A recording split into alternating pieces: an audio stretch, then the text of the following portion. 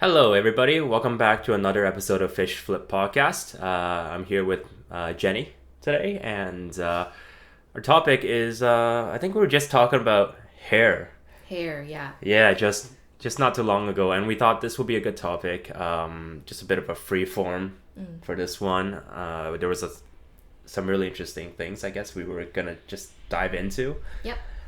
Yeah, so I think I was talking about chin hairs or something like that. You made a comment about something like not by the hairs on your chinny chin chin, and then in response I said women don't get chin hair until after menopause, and then that freeballed into a whole conversation on hair. So we said, wait, Yeah. let's stop and let's try and replicate this and dive deeper into it. We always have conversations like this, and it would be nice if we just have those kind of conversations recorded. But here we are now, trying this out, just cutting ourselves halfway through a discussion and trying to get it down this time. So hairs, huh? So hairs, back to the chin hairs. So apparently, according to various anonymous sources, women do get chin hairs after menopause, and so that's something that they will either wax or pluck. I remember my step-grandmother used to always have hers waxed until she couldn't physically go anymore, and then it was amazing what a woman's body can grow. I mean, it's a lot of pain, right? So Yeah. like waxing, how often do you have to like re-wax yourself? I don't when you do know. that? For chin hairs, Have, I really have you don't waxed? know. I've never actually waxed anything except my eyebrows, and the last time I got my eyebrows waxed was when I was 15, because the woman, I don't think she knew what she was doing, so she just put the wax here and here and then ripped, and they looked awful. And I had to pay for it. What, like, okay, so when you say not knowing what she's doing, like, what else do you do besides applying the You apply the The wax in a products. certain way so that it forms the shape of your eyebrows, because there are certain ways that we like to have them shaped. You don't just want to have the hairs waxed like that, so then you have straight eyebrows like this. Okay, Which so is kind of what she did to me. kind of like detailing, right? I guess I was wondering about like the processes. It is just like a simple hot on rip Wax off and a kind of strip, type. and then you rip it off. Yeah. Yeah, and when I was younger, I didn't realize that you could do your eyebrows yourself and just pluck them and they would look better. Yes, you can. I just knew that Yeah. you had to get your eyebrows done because natural eyebrows didn't look good. I just knew that much growing up. Like, I say knew in the sense that young women look around what's going on around them in the world and try and figure out how to become a woman. And what does Right. that mean? Right. I mean, I was gonna say when we were talking about chin hairs, like, not too many women out there walking around with chin hairs. Like No. even the older ladies. Women don't tend to walk around with a long chin hairs except for Rosie O'Donnell in that one period of her career. Apparently, Right. she had an extra long chin hair, and she refused to get rid of it for a while. Kind of like a defiance thing, Perhaps. right? Yeah, so there is, I guess, some kind of society expectation, and I know there's like a big movement on like body positivity and having, what you need, the way your body wants to grow, you let your body be natural, right? But I feel like even that being said, everybody still has their own inherent expectations of themselves. As in, like, if you grew up in a society, if you're ever even near anybody else, you have kind of this skewed opinion of like what others would think of you, like if you were to live, coexist side by side with them. Yeah. If you were to coexist, it means you kind of like you're accepting each other, even though like I want to say like there's no expectations at all, but everybody has some kind of expectation, like basic grooming. Some people do expect that. So like honestly, if you want to grow your own hair, grow wherever you want, maybe just trim it and take care of it or something. I don't know, like some people don't want to trim at all. They just want to go anywhere they want, let it go free. Yeah, and other people want to have LASIK hair removal and Yeah. have it all removed surgically so that it grows back just partially or in like a thinner, more fragile way. Yeah. Laser hair removal is so normalized in Japan. It was like Oh, it's natural there, just like it everybody was does it. yeah, and I didn't realize at first. I was so unaware. I just assumed Japanese women weren't hairy because all their arms were just like plain, like with nothing. Yeah. And I just assumed maybe they just have really, really thin hair or whatever. And then once I started teaching adults, because the kids don't look like that, kids have hair on their arms. Yeah. But once I started teaching adults, I realized that most Japanese women who can afford it will get laser hair removal during their university days. So then when they are ready to join the workforce, they're also, fully primped and prepped to Looking start fresh for their the interview. lives. I mean, looking fresh for life, for marriage, for whatever prospects. I don't know. Yeah. I was really shocked at how normalized it is there. And apparently some women are getting their daughters done at a really young age too. Like hair removal, at least just on their arms or something, on their legs too. It's interesting. It's a different culture. I would have to say at the very least, different expectations maybe. Yeah. But yeah, like that. I mean, that kind of culture is also like pretty prevalent in Canada too. Like in Yeah. Western culture too. Like people wax and do With all that. shaving and waxing and all these ads for like Nair and Gillette shaving cream. Yeah. Like those guys are doing very well because there is, I guess, demand for that because people think like, okay, I need to take care of my hair no matter where they are, right? Do some grooming, do some trimming. Gotta keep it neat, I think. Like, nothing against like body positivity. If you wanna just let your body hang and let it grow out, that's fine too. Yeah. It's just different people, different expectations, and I don't know if it's wrong to say like other people who have expectations of having like hair growth and just neatly kept hair with proper grooming or some kind of like some level of grooming that they prefer. So maybe they prefer their hair shorter and they prefer to not have hair in certain places. Like that. Yeah. That's just an individual choice. I would say it's, like I said, I would say it's like 70% your individual choice. If you're going to get LASIK hair removal and you say it's because I like it cleaner, I like it hairless, it's just more comfortable, I would say it's not 100% your choice. You're at least 30% influenced by societal norms in our Western society, because you know what the societal norm is when people apologize for doing the opposite.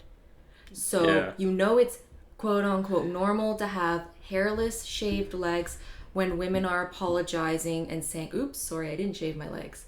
That is where you realize what is expected of people. Yeah. Or even men saying, oh, sorry, I haven't gotten a haircut in a long time. Oh, I mean, I don't know that about my friends exactly. They do have their own ways with their hair. And I mean, as of recent, kind of like longer hair for men is starting to kind of have its own place as well, right? It's coming back again. Especially with the pandemic, people aren't as eager to go out to a hair cutter or a barber or something. But yeah, like you can definitely create a style out of it too. Just like you can look stylish with longer hair and everything as well. Yeah, basically up to you. And you can go through your own different phases. You want to have some longer hair. You want to have more of like a natural feel. Yeah, for me, I think it's just practicality. I'm a relatively practical person. I think short hair is just easier to work with, albeit you just have to go to the barber once in a while. But having short hair means I never have to dry my hair like you do. Yeah, it takes forever. It's a 2-second. Even wiping it, I'm dry at the end of that. And styling it's still pretty easy. I have like natural wavy hair, a little bit curly. So I mean, I just have to kind of like blow dry my hair a little bit, but that typically gets the job done. So I've never actually had really long hair, and I find that I guess my hair kind of like stops stops growing that quickly after a certain length. So, but rather when I do cut it short, it seems to grow like very quickly. You notice it more, yeah. Yeah. I was actually looking this up earlier, and it apparently doesn't actually affect the hair growth if you cut your hair. That's a myth. It makes sense that it shouldn't really affect it. No, yeah. People growing up would say, like, I'm just going to get a trim, so then it stimulates my hair growth. I'm like, how is that your hair grows from the top? How is trimming the bottom going to... Yeah. Like, all of that stuff that you see on your head is already dead hair.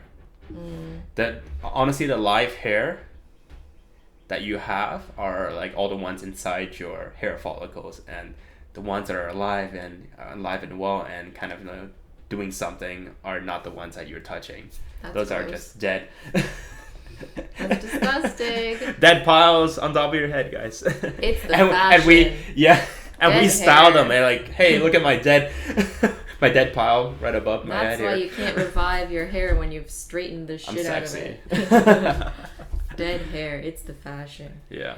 Yeah. Speaking of chin hairs on women, I wanted to talk about like chin hairs on men and what we think about men who can't grow facial hair. Oh, yeah. I would say I'm probably more towards that side of the group. Being Asian descent, typically Asians don't have much facial hair, or even if they do, it's rather light. But there are some men Asian men who there are exceptions for sure. There are exceptions. Like, I'm not saying like 100% certainty, but we're all playing with general relativity here, right? So yeah, at least like I'd say go walk in the streets of Japan or go walk in the streets of China or Korea. More so than less, people would have light hair or very small patches. I mean, honestly, I want to say like there is definitely a society perception, at least in the Western world, where there's a segment of that population where people think like, of course, like that hair, having facial hair is nice and sexy and all that, right?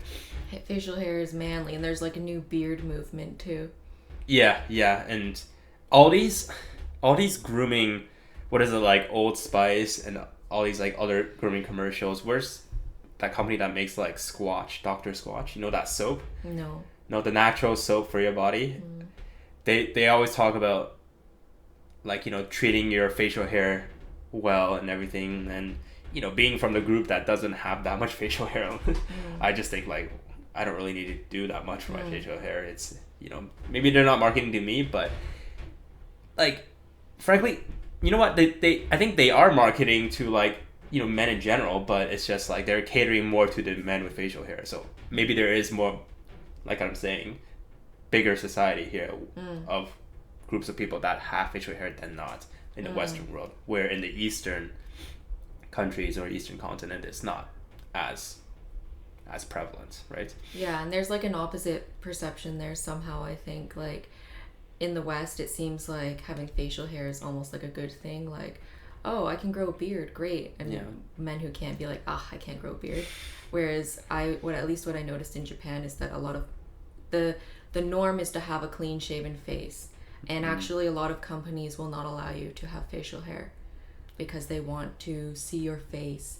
Like I remember my friend Dan in Japan, he grew a beard. He's from England and he's white, and he grew a beard at one point just because he can.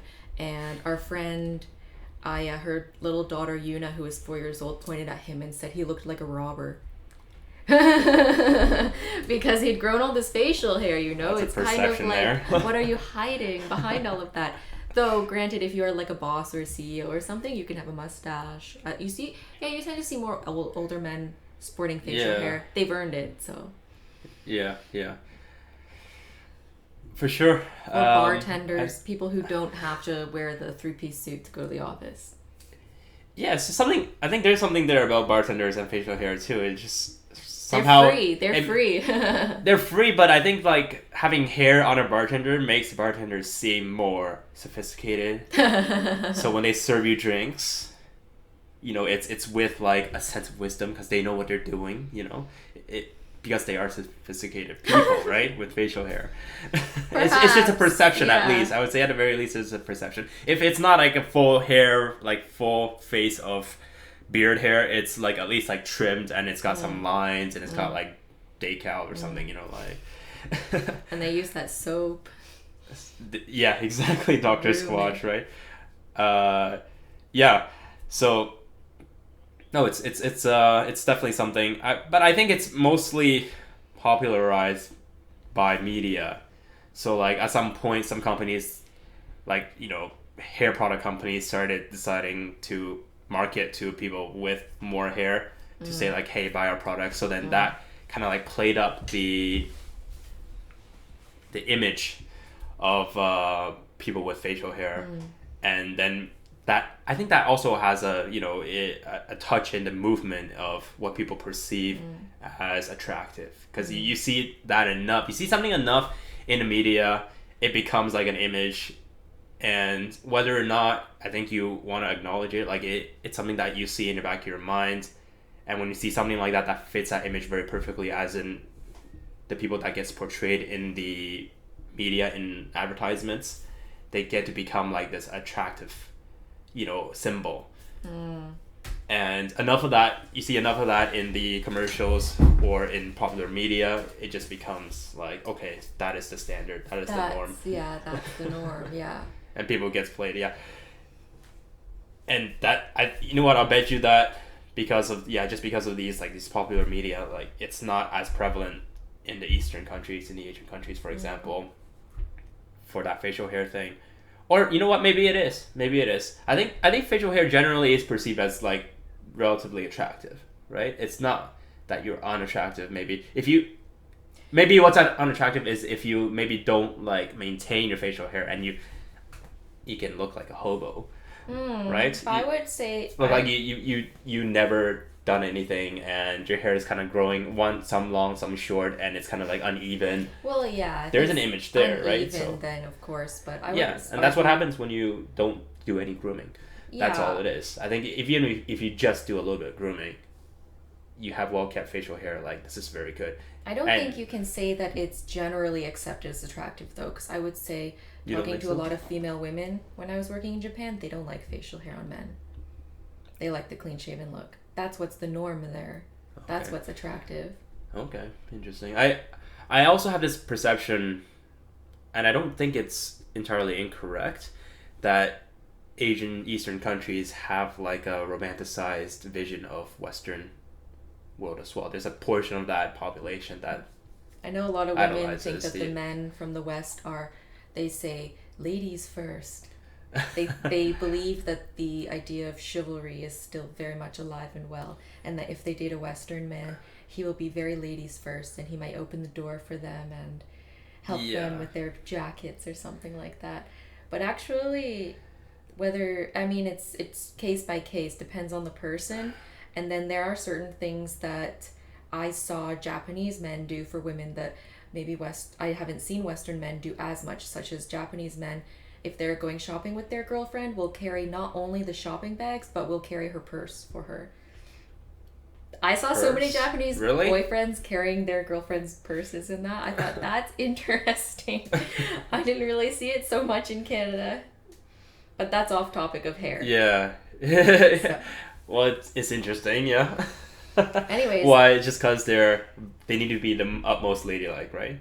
Is that just a quick... Well, I don't know. I guess it frees up their hands, or maybe they're worried it's heavy. To pick up things and try things out when they're shopping and whatever. Yeah, I don't know. Interesting. Yeah, it's interesting. Yeah. So I wanted to talk about back hair, because back hair gets a lot of hate as well. Yeah.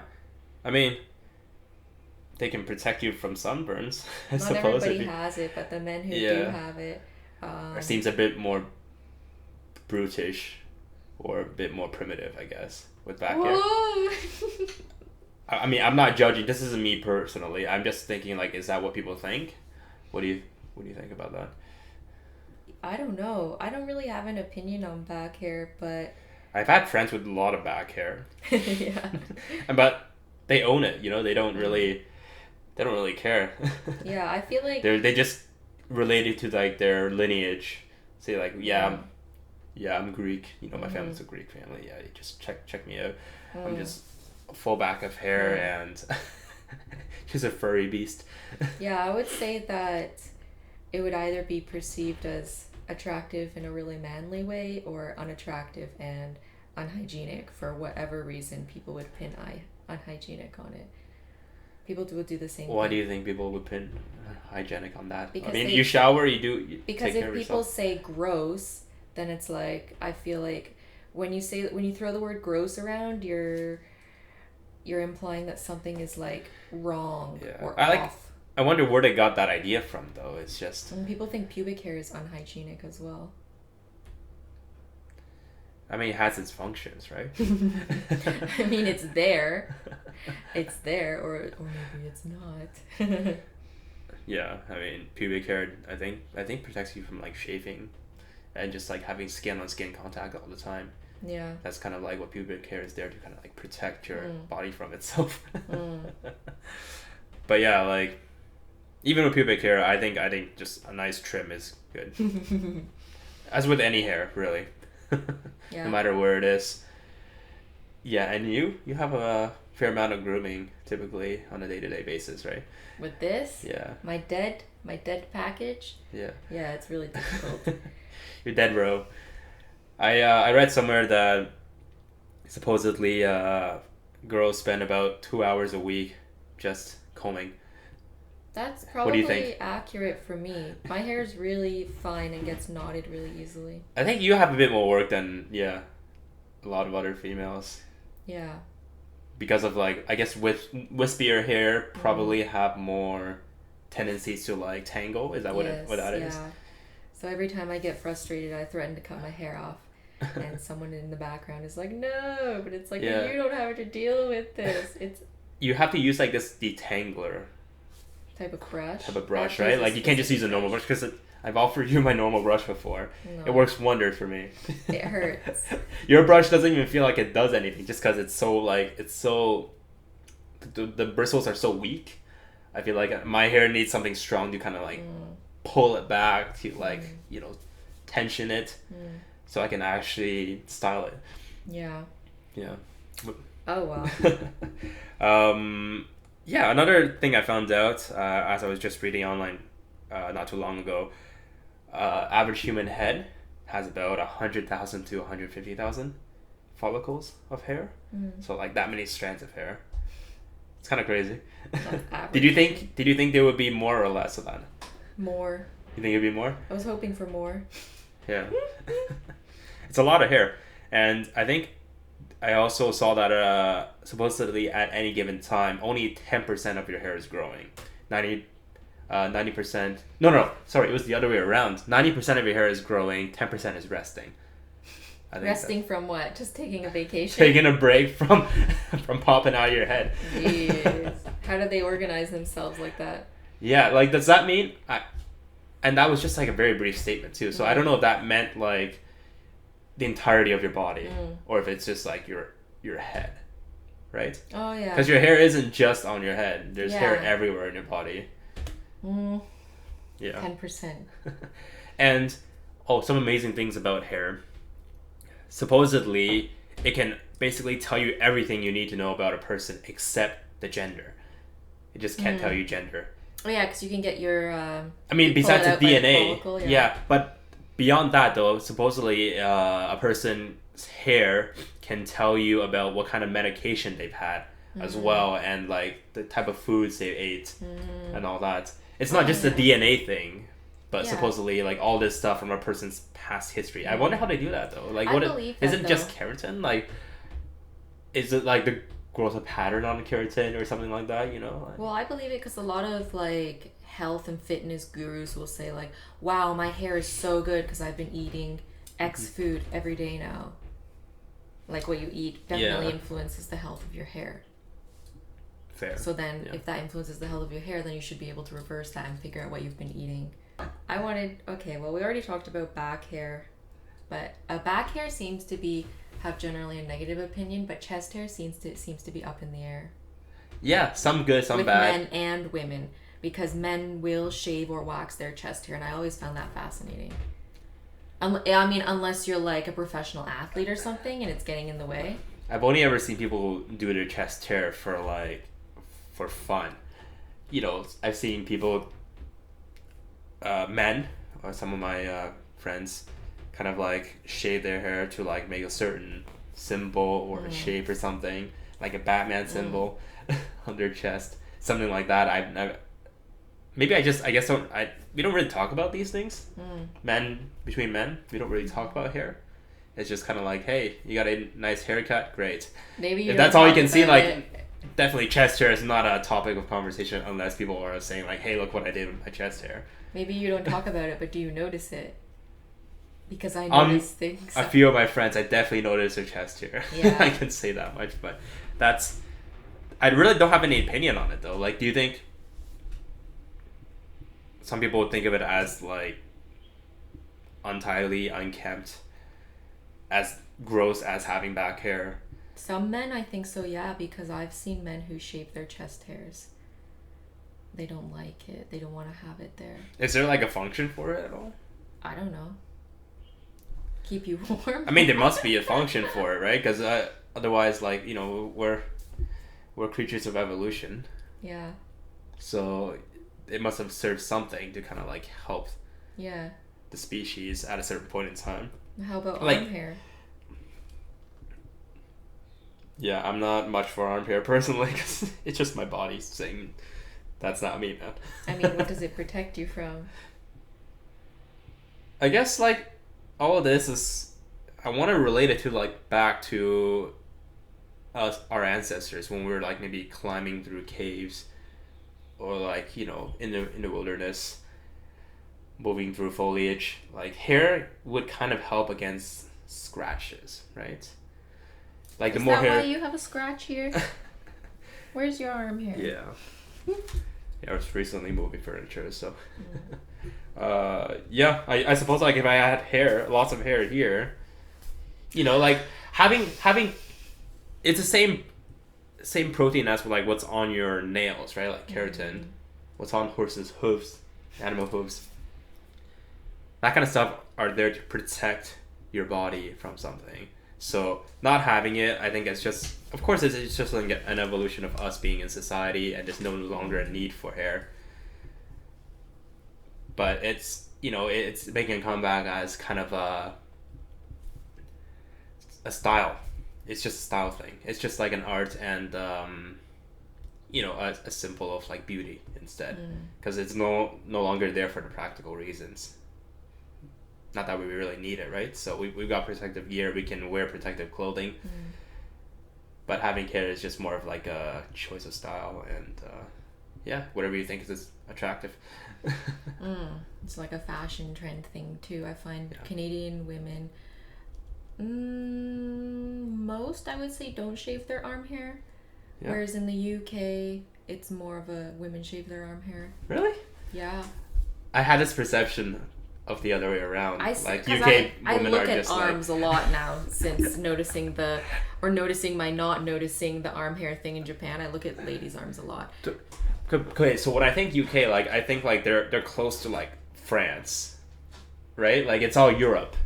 And it's gotta be hairless when I think there. France, I think hairless there in the UK. In the UK? Oh, well, I mean, when I think UK, I just think Europe. Okay, Europe. They're so different. But I guess the English countries are people different. and French people have always had beef. Yeah, like French people are probably more. Let's just grow it out. Let's let nature be nature. You know. I don't know. I don't actually have any like friends from France. Yeah. The only person who I worked with who was from France was a male, so I don't know about him. Oh, I have a friend from Belgium. If you're watching this podcast, give us a message. Let us know what it is like out too, there. Yeah, but I think France is having hair. They think hair is fine. Long armpit hair, long pubic hair, whatever. Yeah, I don't think it's necessarily gross or anything. Just people can do what they want, but all the attraction. It's just I think it's like style, attraction, and whatever you find works for you, right? And I have relatively short hair. It's it's been good and bad. There's I mean, for people with a full face of hair, it's just another thing is you have to do a lot of work. Like facial hair is constant work, and I also feel bad for the people that have a lot of facial hair or have very aggressive hair growth, normal hair growth, and just have to do work every morning to shave it over and over again. I mean, they're the types that may have like that shadow, right? Just because their hair is constantly like, oh, I'm not giving up. I'm coming back out, baby. Yeah, they don't take their 10% break. No. 100% all the time. Yeah, always give 110%. Yeah. So, anyways. Yeah. What do you think? What do you think about hair, guys? What You do have you a lot think of hair. about hair? Do you like a lot of hair? Do you like very little hair? Do you like well-trimmed hair? Do you like it natural? And how much do you think your hair choices are influenced by the society that you live in? Yeah, tell us about it. All right. This is Jenny and Richard. Have a good one.